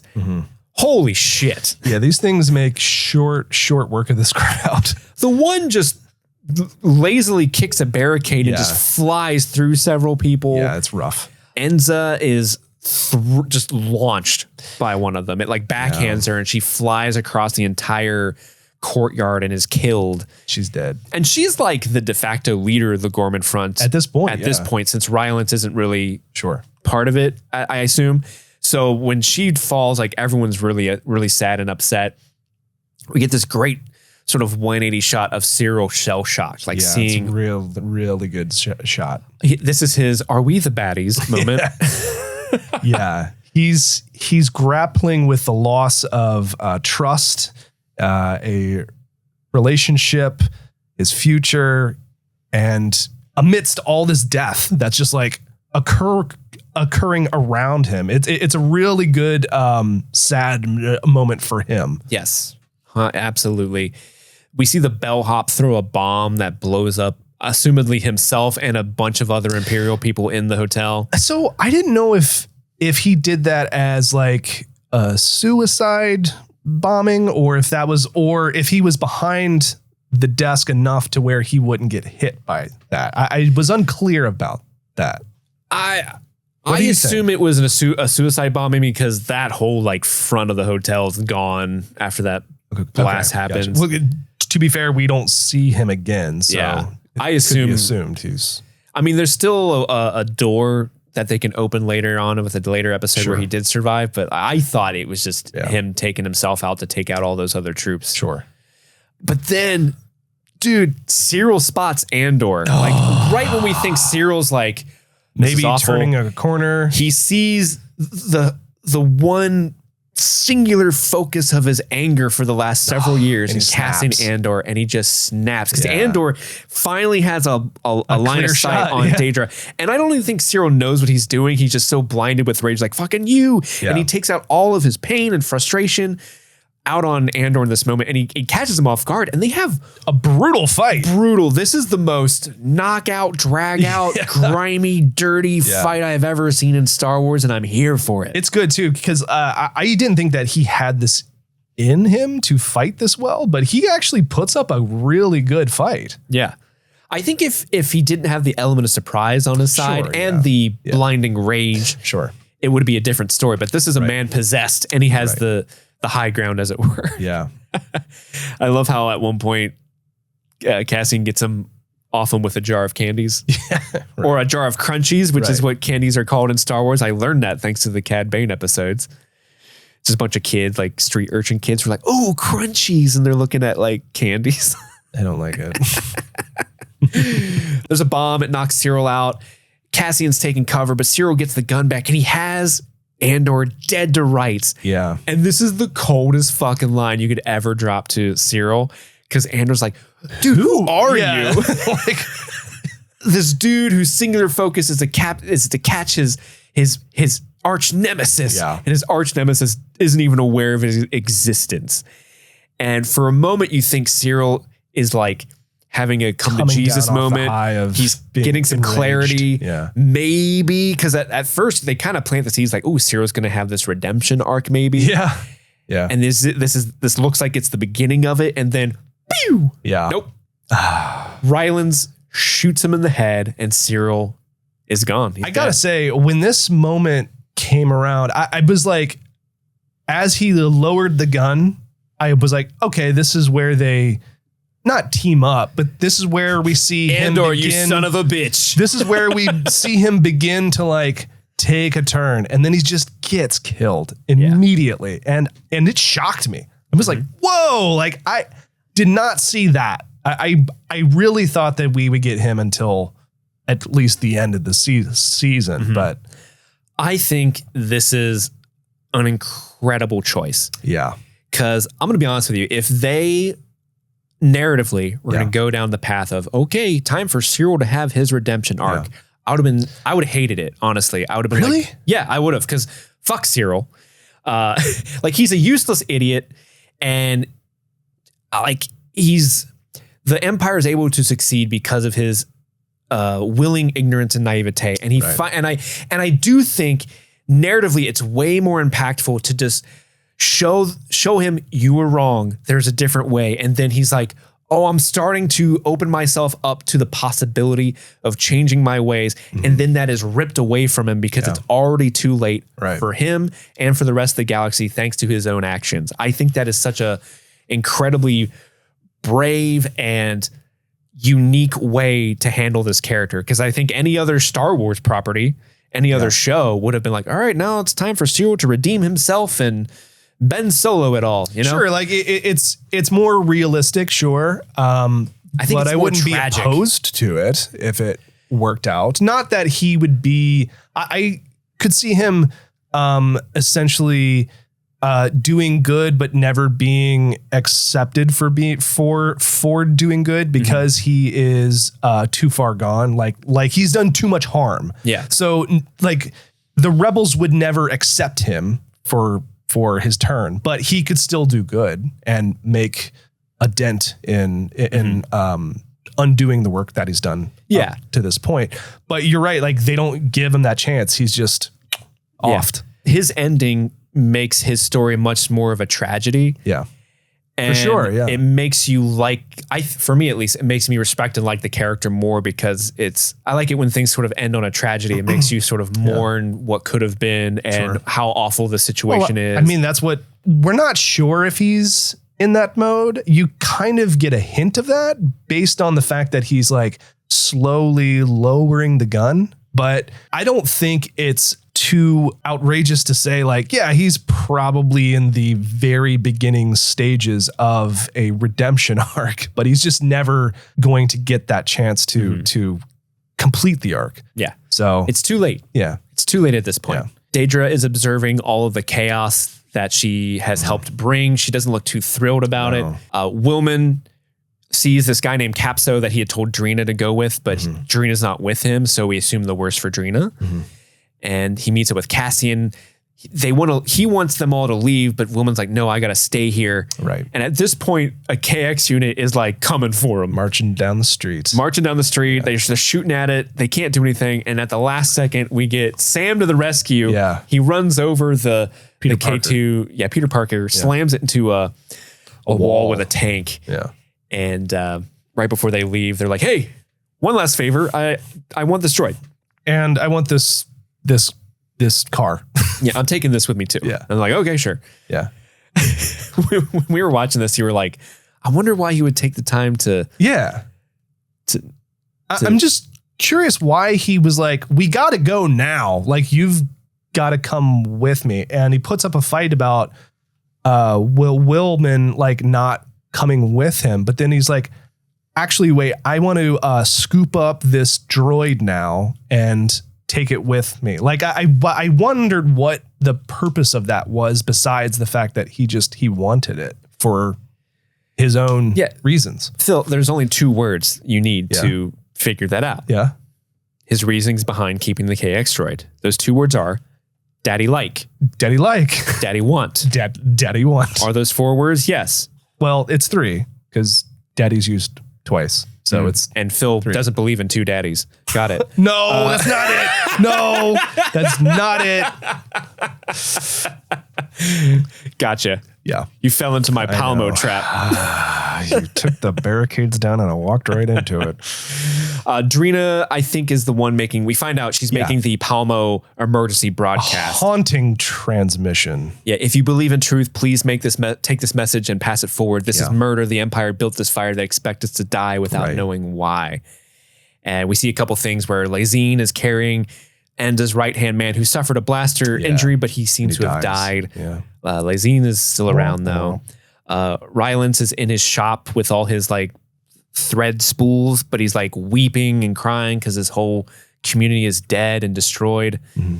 And Cassian cries while he's driving away. And then we see Daedra, who is crying to herself in the secrecy egg. Yeah. Dude. She's crying because she's lost her partner. She's committed genocide. She's essentially at the hand of a lot of bad shit right now. And I think even though she herself is a bad person, she's still a like person. Yeah. And I think she's like grappling with the guilt of all this. Yeah. All at once. And it's really unique to see her in this position because we really only ever see her like calm and composed and professional. But here she is just like a mess. Denise Goff's performance in this scene is incredible. Like the way she's ripping at the collar because it's choking her. Her hand's shaking. Her hand is shaking, and you know, this person who's like so like hell bent on looking the part of being order and composed, and she can't compose herself, and then she's like viciously trying to straighten her uniform to try to get these emotions out. And she's in the room by herself to do all this out of view of the rest of the group. Yeah. And then finally we see what the news is displaying on Coruscant, at least. It's like, our fallen heroes. Yeah. How did an insurrection of this scale get mounted without the help of outside rebel assistance? Right. And it's in the news. Edie and her friends are watching this news program, and Edie is crying. Yeah. And it's really sad because who knows if she knows if Cyril is dead at this moment, but I'm sure she can't get a hold of him. And as a mother, you always assume the worst. Right. And it's especially heartbreaking because yes, her son is dead. She's sad about that, but she'll probably go to her grave angry at the complete wrong people. Yeah, the people who put her son in that position are the people that she's like supporting. And that's why I love the show, is that they're showing people like Cyril, like Daedra, like Edie, who are just as much victims of this Imperial machine that are using them, but unfortunately they're just tools that they're being used. They don't even know it. Right. Right. But the show's also showing that they are still human and there's humanity in there. It's very respectful of antagonistic characters. Mm-hmm. And I think that's truly beautiful. Yes. And worth commending. Yeah. But let's move on to the final episode. Episode 9, Welcome to the Rebellion. This is a really good episode. Mm-hmm. Disney Plus describes this one as, in the Gorman aftermath, Mon Mothma takes a stand. Cassian must carry out a difficult extraction. This may be my favorite episode of the 3. Really? Yeah. Just okay. What happens in this is huge. And I think back on all 3 and they're all great, but I think the events of this one really get you? Yeah. I think I might agree. Mm-hmm. Simply because as a lifelong Star Wars fan, there were things that happened in all 3 episodes, like little moments that surprisingly caught me off guard and I was getting a little emotional about. Mm-hmm. And I can only describe it as, say you're a huge fan of history and you've always grown up hearing the story about how, I don't know, some major historical event that happened, but it happened before there was cameras and mm-hmm. recording equipment. But then somehow you're able to watch and view it happen. Right. That's the closest we'll ever get is these last 2 episodes. Cause I've always heard about Mon Mothma stood up in the Senate and committed treason against the Empire and defected. Mm-hmm. And it was all because of this Gorman massacre. Mm-hmm. And so finally seeing these events happen on screen was a really big, huge moment for someone who's consumed this media for so long and has never actually seen it mm-hmm. or known exactly how it went down. Mm-hmm.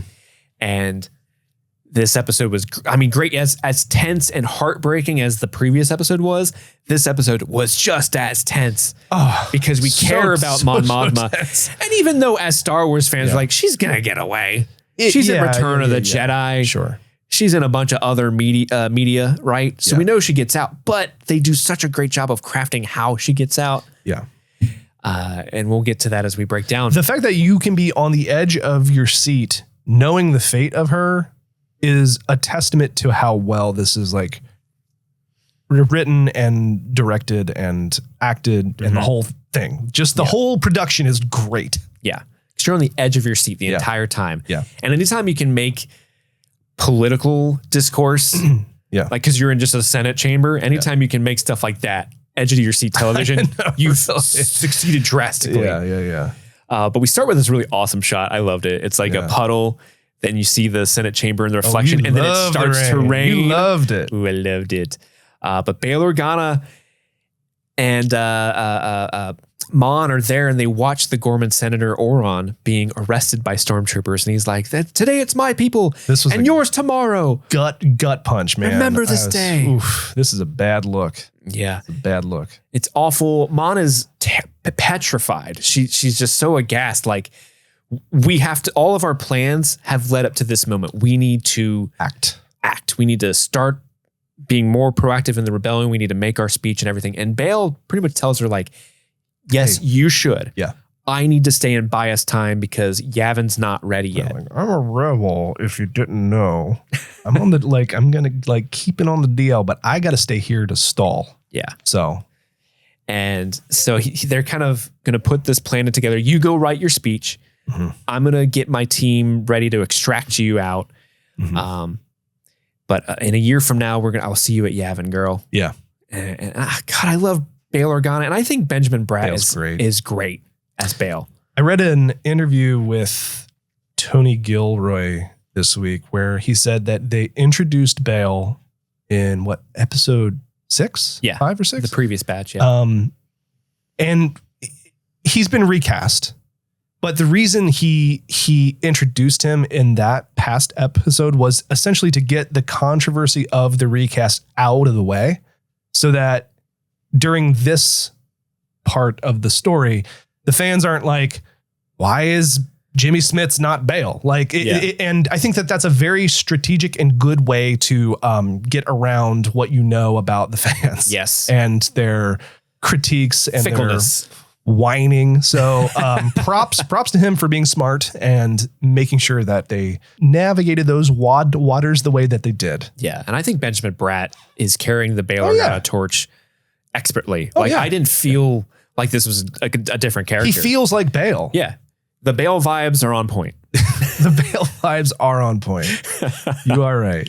Bale also mentions, hey, be careful. Senator Ton found a listening device in their office. Yeah. So get ready. We see Cassian meeting with a sick blade. Oh, yeah. Meeting with Clea. That twisty blade. Yeah. I thought because I looked down for a second. I actually ended up watching this episode twice. I watched it again last night when I got home because Erica was watching it when I got home. And so I just sat down and joined her. Yeah, nice. And when we watched it, I looked down and I kind of out of the corner of my eye saw that she was 3D printing something. Yeah. And I thought she 3D printed that dope ass blade. But no, she's 3D printing his press badge. Yeah. And she's got a new do. She does. So you can tell that the time has passed. She's got a new hairstyle. Right. Yeah. And he says, like, after this job, I'm done. And she's like, oh, fucking are you? Are you tired? Oh, okay. Are you exhausted? Is the rebellion too much for you, bro? Yeah. And he says, yo, when have I never come through? I need to start making my own decisions. Oh, I thought that's what we were fighting for. Yeah. Baby. Yeah. Dude, Clea dressing dudes down. I'm here for it. rules. She rules. She's one of my favorites. She is. Erskine is in Mon's office. He has found the listening device, and Finds a bug. this is such a great way to show how she's changed in the moment as a character, because she could have just like, okay, let's just hide it. We'll go talk over there. And no, she's like, Smash it. fuck this place. I'm done. Yeah. So she goes out to the courtyard to practice her speech because he needs to make sure that all the bugs are gone. Yeah. So while she's out there, which crazy awesome set. Yeah. Real set. That's Incredible set. That's a real building. I think it's in Spain. Really? That like sort of, Yeah, it kind of looks like the Australian Opera House. Yeah. But I think this particular, I can't remember what city it's in, but I think it's in Spain. But she's practicing her speech and Luthen comes to talk with her. And she's like, how did you know I was here? Erskine works for me. What? So that scene we talked about in the first batch of episodes, we're like, that was interesting that they showed him talking to Erskine. Yeah. This is why he was recruiting him. Yep. Because he says, like, eventually we find out he's been working for him since the wedding. The wedding, Yeah. But he's there to tell her Bail Organa's team is corrupted. We've all been bent by secrecy, he says. Because she's petrified of him. She's like, hey, you remember my friend, Takoma? Yeah. Remember how you had him killed because you were worried? Well, now I'm more petrified of you than anything else, because she thinks to him, she is just a loose end. Right. A loose end? A loose end. Whoa, that was good. That was good. I didn't mean that. A loose end. So she's worried that he's going to have her killed because if she gets arrested, it all falls apart for him. But he's like, yo, you know, I'm the only one that you can trust. I know what I owe you. Yeah. Right now, I'm the only one you can trust. I'm sending someone that I can trust. The code word is I have friends everywhere. Yeah. We should probably change that code word at some point because it might draw attention eventually. Yeah. And I love how they call Mon Mothma's driver the ISB, because the ISB's at the control room like, oh, her bug's dead. Yeah. Hey, driver, what's up? I don't know. She's still in there. Still working. It's weird, though. And so they call. So did like Cloris just stay there all night? Oh yeah, Oof. That's his job.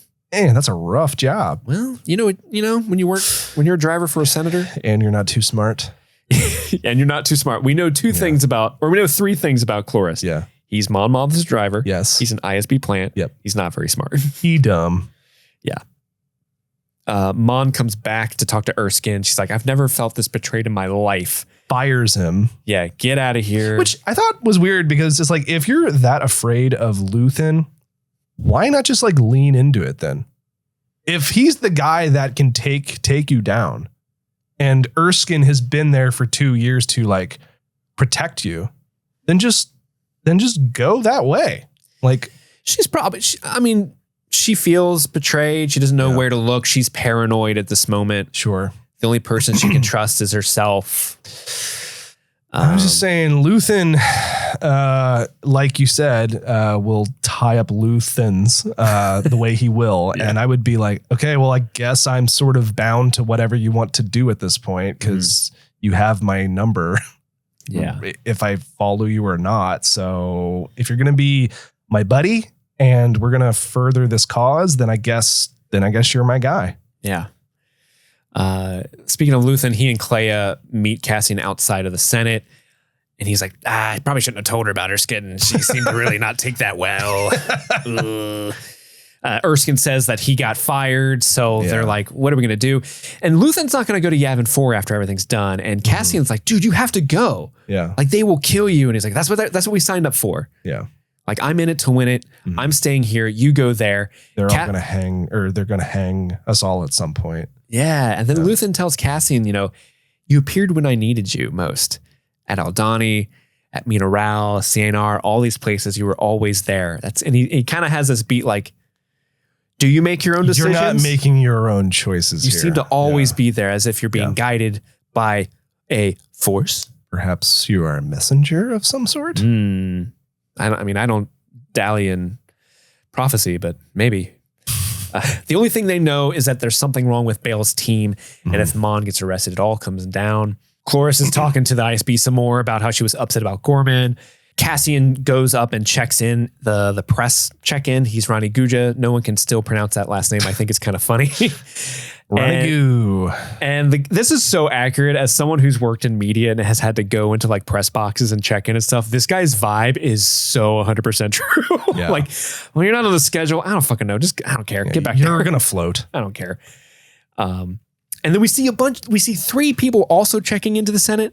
3 shady motherfuckers who we assume, we come to learn, are a part of Bail's team, and we don't know if we can trust them. Well, we know we can't because he said so. Well, I mean, it's one of those things like, we just don't know. Do we trust Luthen, Yeah, true. But I do appreciate that they are like, look shady as fuck when you're checking in. Yeah. But they're there to escort. Subtlety. The plan is to escort Mon Mothma to Gate 9 and extract her from there.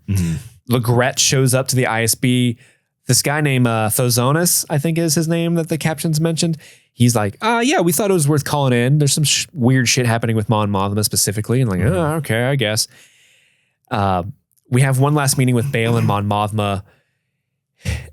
and she's basically like, I wish you could come with me. Do you trust your teams? Like, I don't know them. Yeah. I'm not supposed to. I can't know them. It's not safe for me to know them, but you should be fine. Yeah. Don't worry about me. Next year in Yavin, we'll do what we can. Tear the shit out of this place. How cool. That. I love it. Are you a swear shouldn't be in my Star Wars kind of guy?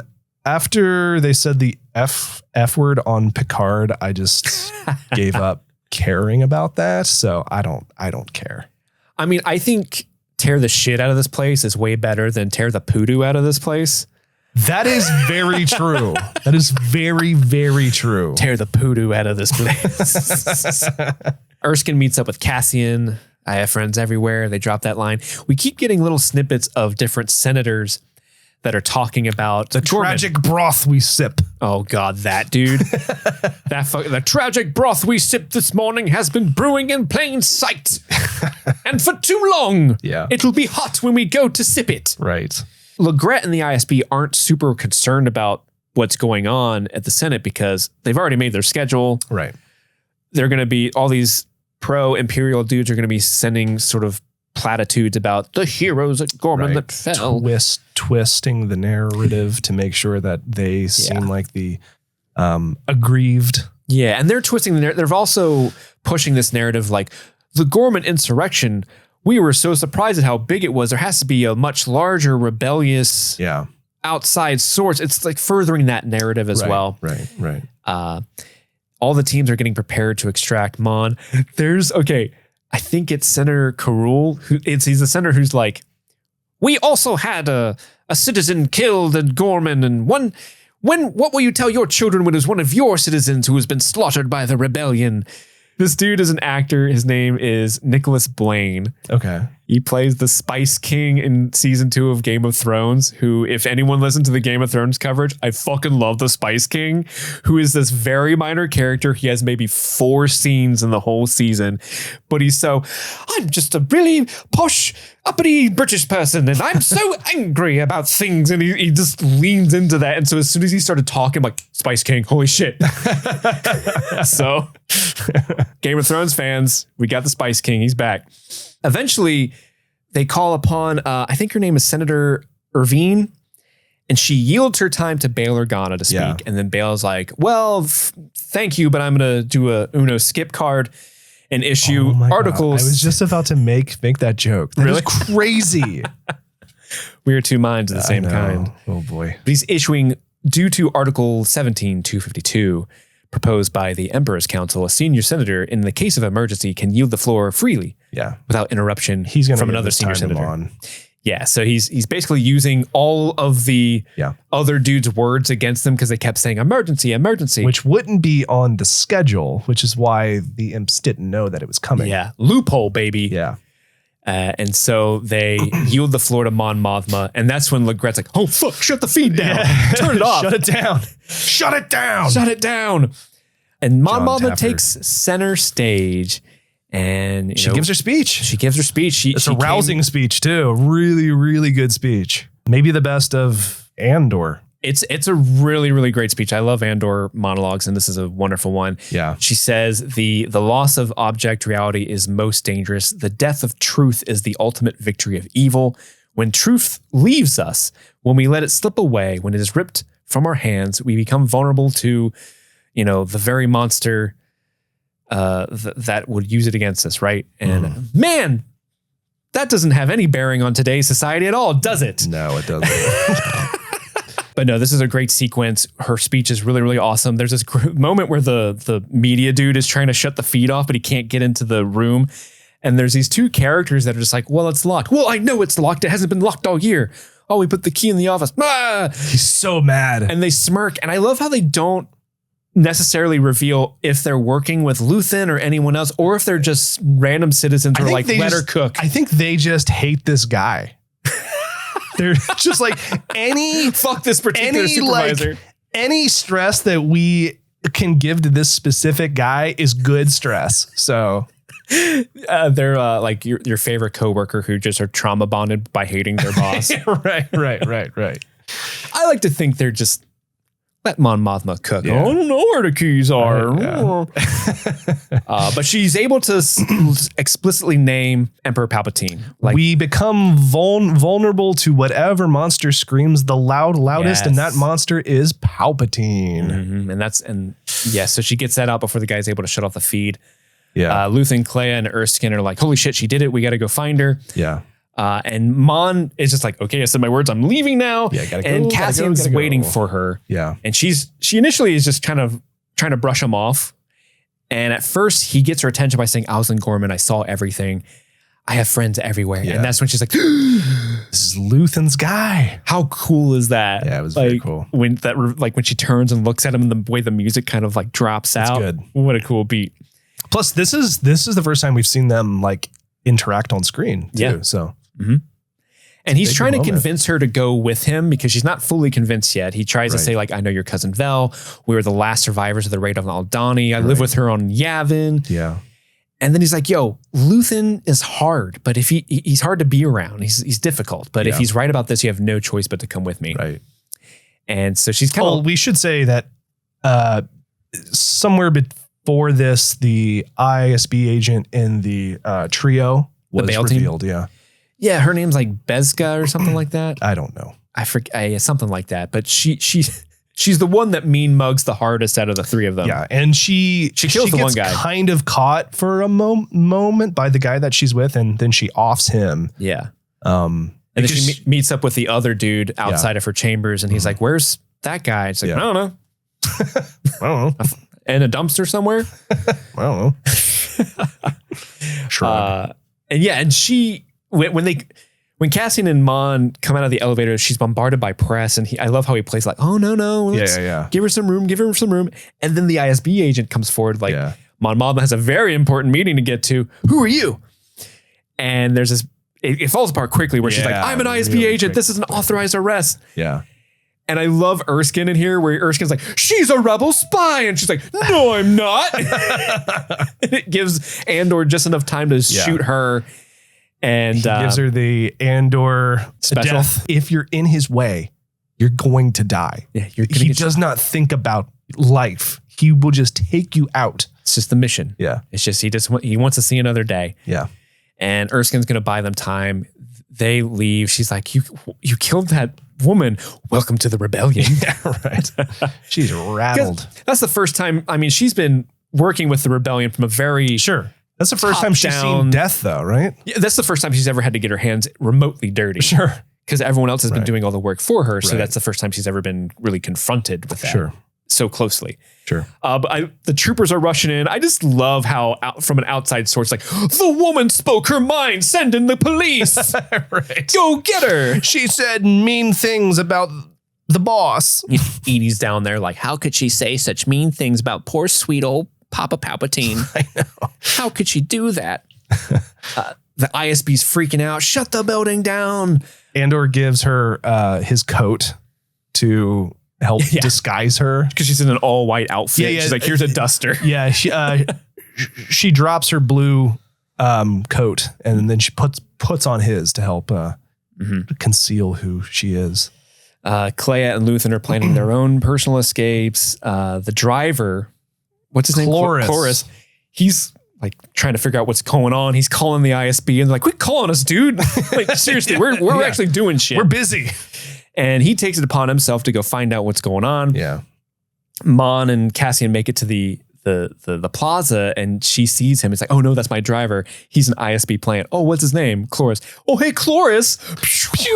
Cassian special. Just drops him. Doesn't give him a chance. Yeah. And I really like the shot where they cut to Bail and he's just sitting in his little Senate floaty disc. Yeah.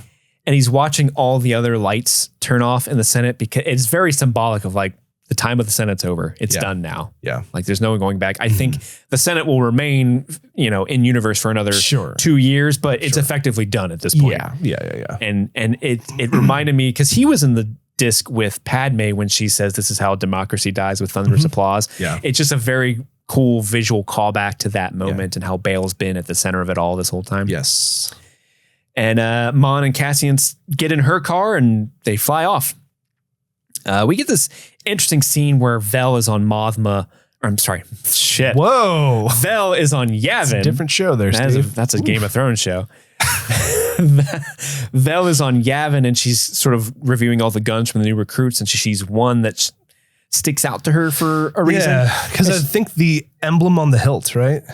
Yeah, is it a Nakina 5 emblem? I couldn't tell, emblem? But I mean, why would Melshi have...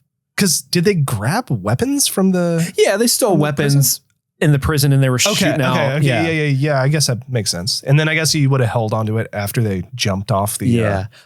Let me just preface this. That's what I think the emblem is. I was trying to do some research this morning. With some time. Indication that she clocked that specific gun. Yeah, and she's like, who does this belong to? And there's Melshi. He's on Yavin. Like, that's mine. Yeah. It's me. He's part of the rebellion now. Mm-hmm.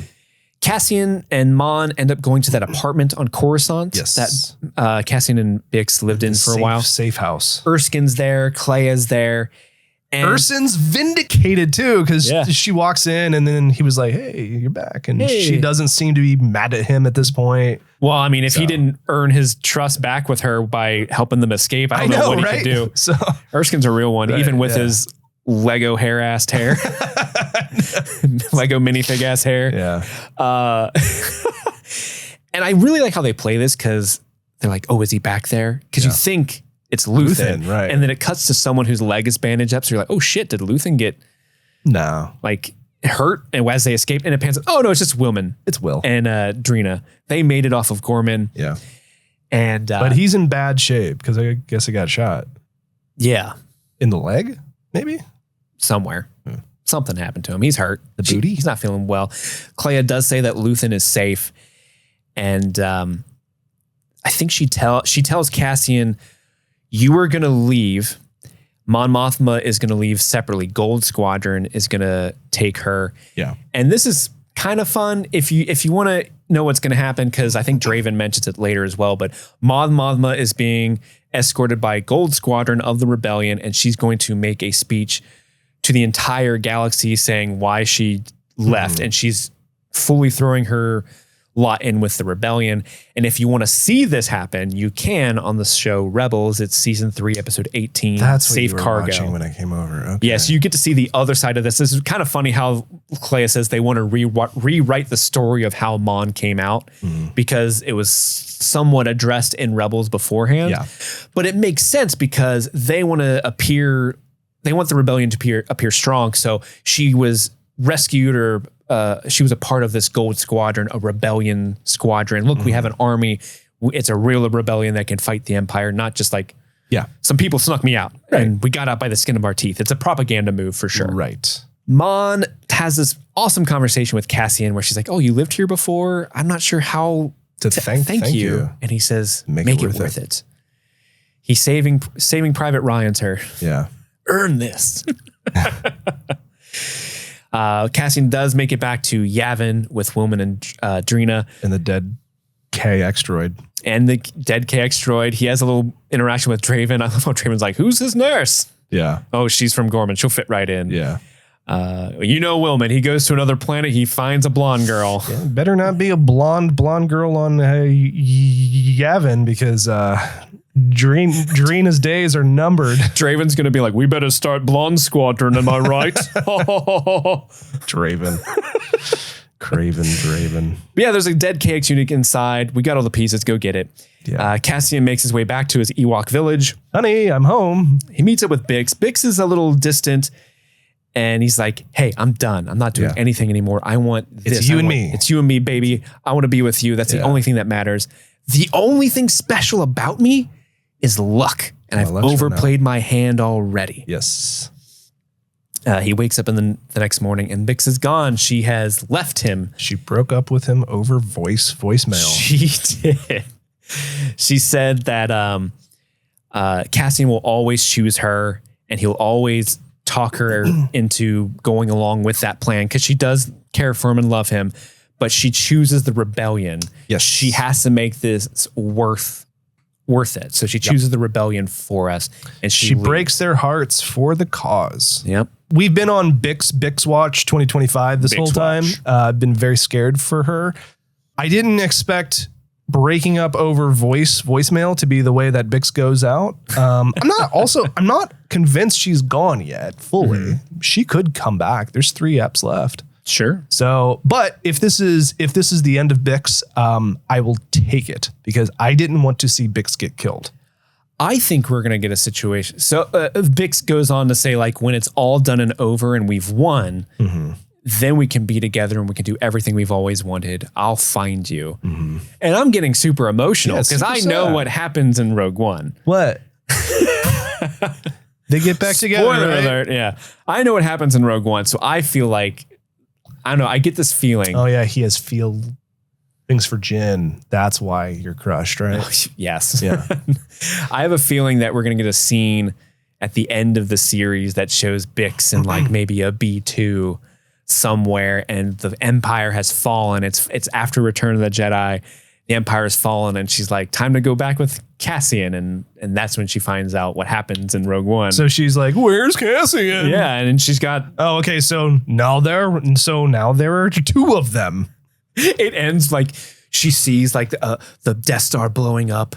And then she kneels down to B2 and she's like, you know what to do. Where's Cassian? Where's Cassian? Oh my God. Yeah, I was getting strangely emotional in this. Well, part. It's not strange. It is very sad. It is. Like I think it's meant to be sad. It's so sad. I mean, she's nuking Cabixian for the cause. So I mean, it's no greater sacrifice. Yeah, and I mean, like it's basically because the Force healer from episode 7 was like he's meant to be more than this, and I think she heeds those words way more than he does, and she's like way more into astrology than he is. Yeah, so she's like, I gotta break this off to make sure that we win. So to make it worth it all. Cassian may have lost the love of his life, but he's about to win a new best friend. Yes! Yes! Yes! Captain Andor, we're looking for you. And what are they doing, Phil? Oh, they're putting K2SO together, baby. You love K2SO. K2 is one of my favorite Star Wars guys. And I'm a Star Wars guy. He's just, I love him so much. And they were teasing this the last 2 episodes. Was the KX droid in episode he was in episode 7, episode 8. He was in 8. 8, yeah. So I was just like, look, at some point they're gonna do it. And I was just like, when they did it, I was like, finally, we're here. I got my guy. I cannot wait. I love how the one dude's like, all right, we're gonna power it on. Here's some protective goggles. we saw these things kick full like steel barricades through like crowds of people, but they think that these goggles and these like small straps are gonna do it. Yeah, it might flash us. Like the straps did work, but yeah, they power him on. It sounds awful when he's being turned on and the lights come on. They aim a bunch of guns at this thing, but like guns didn't work on these. Oh, maybe these guns have a chance. Maybe. But I was just if he's tied up, you can hit the weak points for massive damage. Shot that thing like 15 times and didn't make a dent. It, yeah. So I don't know what his plan is here. But K2's powered on. He looks at him. Hello. If I've offended you, I apologize. Such a K2 thing to say. I love him. And that's how we end. K2 is with us. I was on cloud 9 at the end of this episode. Yeah, you were. This was such a good episode. Yeah. Like throughout the whole thing. It's tense. It's sad. It's funny at the end. It has everything I want. Every single thing I want is in this episode. Throughout all the darkness, it gives you hope. Yes. And remember, rebellions are built on hope. Right. But also remember, we got to go to ads. So before we continue this episode, nice. Let's go to ads. Hello, stream fiends. As April showers bring those famous May flowers, we're reminded of the growth and renewal that spring offers. It's a time of refreshing rains and new beginnings and questioning whether or not the tomb is empty. But before any of that, we want to sprinkle some gratitude like a gentle April rain. So let's give a special April shout out to all of our supporters on Patreon, but a special shout out to our super patrons. These fantastic supporters contribute $25 or more each month, helping our podcast bloom and thrive like a well-tended garden. So thank you to Xander Barbarian, Daniel Pack, Nice Guy Eddie, Taloon, Jordan Garvin, Albus Stinkpot, Haley, Maddlestat, Susie Callahan, Anthony Corona, Jim E, Lady Trashley, Sean Myers, Just Liz Calabria, Mike from New Hampshire, Brett X, E Scramo, Lil Tickler, Svento 7, J Scramo, Bloffpum, AK Ashley Ray, Adam Busby, Upside Down Canuck, Big Butthorn, Jair Latanowicz, Kaylee Sampson, Rabbit Dog in a Barbie Car, Elpander, Alexis Adler, Peaches, Emmy, Haley B, Joe Velez, Trisha Bueller, Alex G, Sun-Loving Mortal, Suzanne Rode, Jadinklage Morgoon, Kalisha Reeves, Paula Garcia, That Brenda, Aaron Armstrong, Seriously Black 82, Ashley Powers, Casey McCain, and Enza. So thank you all so much for supporting Streaming Things. And with that, let's get back to Streaming Things. Okay? And we're back. We're about to get into the last couple moments of our podcast episode on these 3 episodes. Yes. And we're going to start off by listing our top 3 favorite moments of this trio. Phil, what is your number 3 favorite moment? My number 3 is the fight between Cassian and Cyril. I thought that was just such a... We had been waiting for this moment for a long time. And it was brutal. It was emotional. We were, Cyril was, Cassian was had no idea. Had no idea what was happening. Yeah. But it was like it was filmed super well. It didn't do that thing where like it's like shaky cam and you can't tell editing. What's going on. Like it was really well done and it was brutal.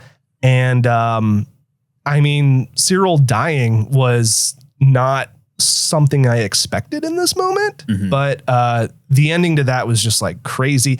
everything about this scene and this fight was like, damn, like this was it. I was really into this scene. So what's your number 3? My number 3 favorite moment is the quiet moment with Bail and Mon Mothma at the beginning of episode 9. The complete opposite of mine. Yeah, I know.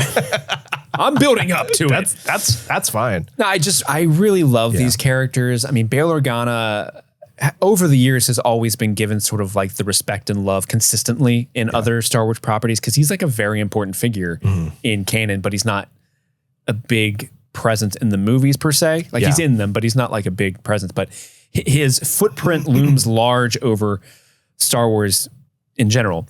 Yeah. Mon Mothma is a character that has maybe arguably a larger footprint on Star Wars, but she has been given even less, I think, screen time and respect over the years. Yes. Like she's just been this, we need a rebel. Let's throw Mon Mothma in there. Yeah, right. But they have done such a great job of making her such a fleshed out character. And she's now maybe one of the best characters in Star Wars, period. Yeah, for sure. And Genevieve O'Reilly is incredible. And this moment between these two titans of obscure Star Wars canon finally having the limelight in the show and having this moment where it's come down to the moment, like we're going to do the rebellion. Right. And how she's like, I can't stand this anymore. I have to move on. And Bail saying like, yeah, do that. Queen, go for it. Right. I will buy you time. I will buy the rebellion time in the Senate and hang back.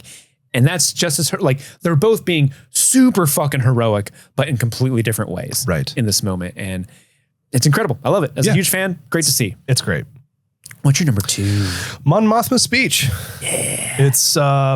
It's probably my favorite speech of any monologues we've seen on the show. It's so huge. Like this is the turning point for so many people and for her. It's a huge moment that I think they really spent the right amount of time on, and then seeing the fallout of that speech immediately afterward was just like, it really speaks to how effective that speech was. Yeah. And I can't help but think like this may be the most important speech that we've seen yet in the whole show. And maybe one of the most important speeches, if not the most, in all of the series, because this is truly the moment where she can't go back. She joins, and ultimately, because of her and many others, they win in the end.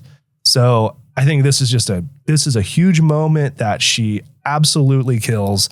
Calling Palpatine a monster is a baller move, and I respect that. Sweet dear old Papa Palpatine. Yeah, and it's just, and I mean, like, not to hit the nail on the head too hard, but like, very relevant.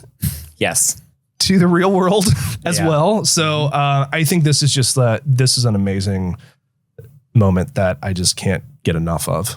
So, what is your number 2? It's that. Yeah, same thing. Yeah, it's hard not to cheat. Yeah, because I kind of consider the immediate lead up to her speech and then the immediate breakdown of her speech. Sure, all in one. Because as a Star Wars fan, again, you've always heard about this. And to have that expectation of like, oh, I finally get to see Mon Mothma's breaking away from the Senate. Yeah. Years and years and years of knowing that event happened and finally getting to see it, and it lives up to the moment and it exceeds the expectations is wonderful to see. Like that rarely happens, and it is so well done by everyone involved. I love the trickery that Bail employs to get her on that stage. The speech itself is so incredible and impactful for our modern times. Yes. And there's people behind the scenes working to ensure that it stays on the air. Yeah. And then just when she breaks out and then it comes down to like the ISB agent trying to arrest her and Erskine protects them and Cassian gets her out. Awesome. Yeah. Love that. All that. So cool. Right. What about your number 1? This comes as no surprise with the K2SO reveal at the end. They could not have ended this arc, this 3-episode arc, on a better note for me. I love K2SO. He fucking rules. I'm glad he's not B2, as some people said. Jury's still out. We don't know what Cortex they swapped him with. Well, true. That's the best. It's the best way to end this arc for me. And it got me so jazzed. I cannot wait until next week. Cannot wait. That's so true, because this whole season, I feel like we were building towards the Gorman massacre and Mon Mothma leaving the Senate. Mm-hmm. Where do we go that's from happened, here? I have no idea what the next 3 episodes are going to bring. I have no idea, and I love it. I mean, Luthen, he's been a huge part of this whole thing. We've got some loose ends. So obviously something has to happen with him. Yeah. I don't know if Bix is going to come back. I think she might be off the show now, which again, glad she didn't get killed. Bix Watch 2025 has tentatively ended. So she's going to get her own God. Disney Plus show called Bix Flicks. Yeah. But yeah, I don't know where they're going to go from here besides just, like, are we going to jump in time again to like another year, or are we going to continue from where we are? Mm-hmm. Like, I honestly don't know. So yeah, we got to wrap up Dedra's storyline, Luthen's storyline. Yeah. Cassian's probably we're going to see the rebellion be a little bit more organized. Bail's going to join the rebellion, I assume, at this point. Cause I think I think he's with the rebellion by the time Rogue One starts. Like, he's not in the Senate, but Leia is. Yes. If I have my timeline correct. And I mean, like, Cyril's dead. The Gorman rebels are essentially all dead except for Lazine and Rylance. Yeah. All the young is off the show. That's kind of wild that all the young people in Gorman are dead and the older folks survived. And so, like, they have no, it's very emblematic of like that culture has no future. Right. Except with, what's her name? Drina? Willman, we'll see where he goes. But like, also Saw was on the show for a big part of it. So maybe we meet back up with Saw. Please have Saw Gerrera come back. So I honestly don't know. And I'm pumped. I've been huffing Rhydonium this whole 2 years. I can't breathe anymore. That's maybe problematic.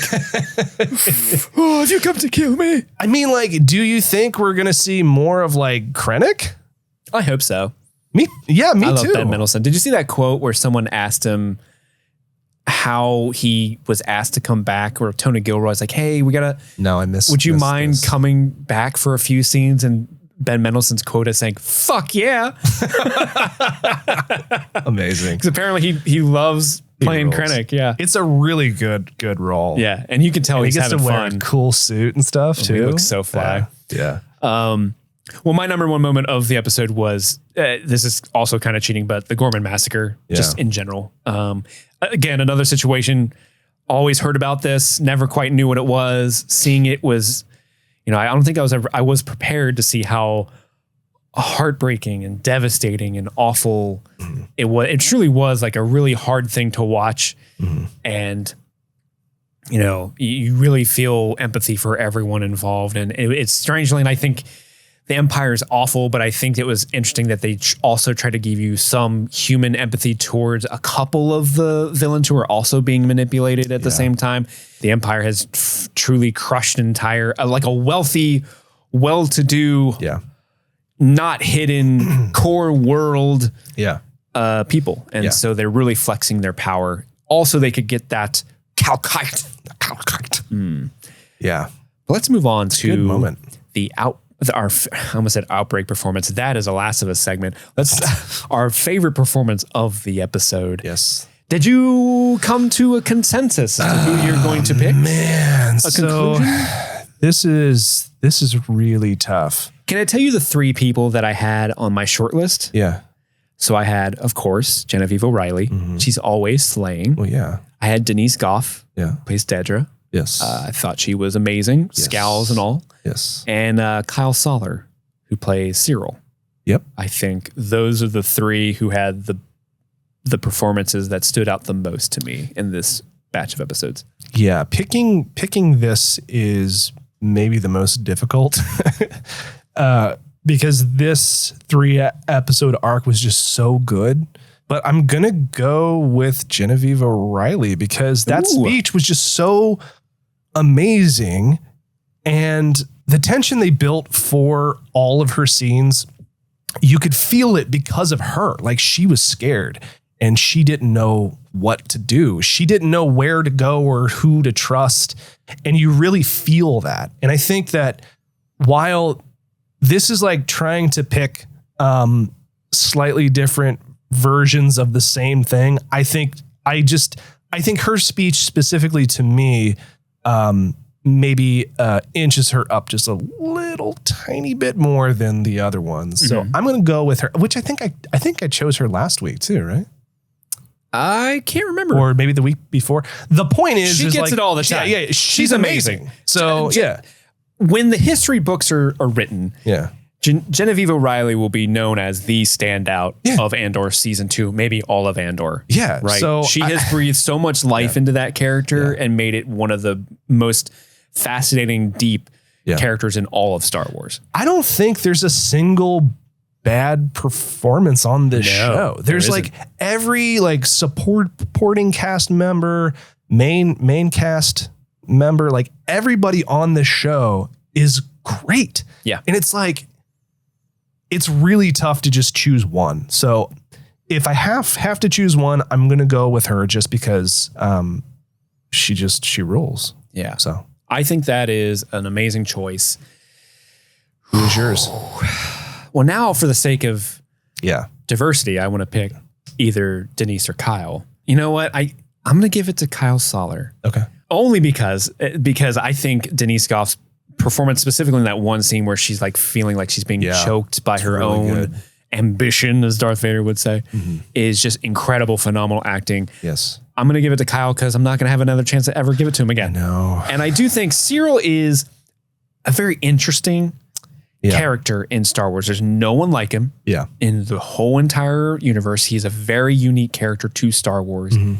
And he's been this very consistent, constant presence that is just dripping with insecurity and he's like if someone ambition as well. Insecurity, ambition, naivete. Yeah. I think Kyle Soller has played that role so impeccably well, but also, especially in the last couple episodes, have given him a richness and depth that while the character is not forgivable, you at least understand a little bit more. And that tragedy, just that look on his face when Andor's like, who are you? Yeah. Like, oh, my nemesis doesn't even know my name. Right.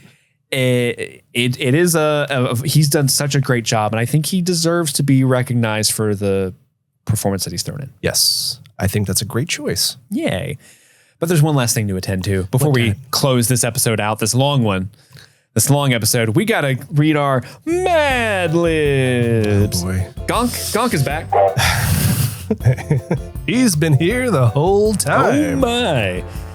Are you guys ready to listen to the Mad Lib story that you helped create called Part of the Resistance? GONK, you ready? Oh, he's ready. All right, here we go. On the planet Modesto, the Resistance stood ready to grope the heart base once and for all. To prepare for the assault, a technician mounted each starfighter to make sure it was ready. Okay, that kind of works. Before her inspection, she noticed an R-Series astromech butt plug, R2KT. Similar shape. Yeah, actually, yeah. R2KT had been servicing the fleet. The phone sex operator was impressed and took a moment to engorge the droid in action. Gross. R2KT's work was ravenous. She knew exactly how to use her tongue welder and seductively handle her reader socket. Oh no. R2KT used her butthole to check all the bedposts. Jesus Christ. Oh no. The technician showcased the droid. You sure know your moans. I like your colonial puce plating too. With your help, we'll grip the day, she said. Thank you for an assless chaps. Well done. R2KT pounded with joy. And thus concludes part of the Resistance. Oh, man. Never look at droids the same way again. Right, GONK? Oh, boy. GONK says R2KT is a droid after their own heart. Yeah. Oof. Audience, I want to remind you, Yeah. save the date. Live show, November 7th, 2025, Cincinnati, Ohio, Woodward there. Theater. I'll let you know when tickets go on sale. I'll be there. Phil will probably be there. Yeah. Buy your Last of Us t-shirt. Looks cool. Check out our Last of Us coverage on Mondays. And check out streamingthings.com/Patreon to get all sorts of great stuff. We're going to be covering Hook on May 15th. And Game of Thrones. We're in season 5 of Game of Thrones if you like that coverage as well. Phil, thank you so much as always for joining me on Andor. Thank you. Can I do my Discord shout out? Absolutely. Okay. The 3 this week are shout out to Eddie, shout out to Nicole, and shout out to Divided Sky. Shout out to all those awesome, incredible people. There's so many more. It's just I'm just doing 3. You've got a right bit. now. Yeah. There's going to be like That's my thing. 100 you aren't going to be able to get to. Oh, you better believe the last episode. I'm going down the entire list. I'll create like a Star Wars-esque crawl that just goes up while you name all the names in Discord. Yeah. Well, that has been it for us at Streaming Things. We got to return some holodiscs. My name is Steve. I'm Phil. And I'm Steve, and this was Streaming Things. Happy streaming.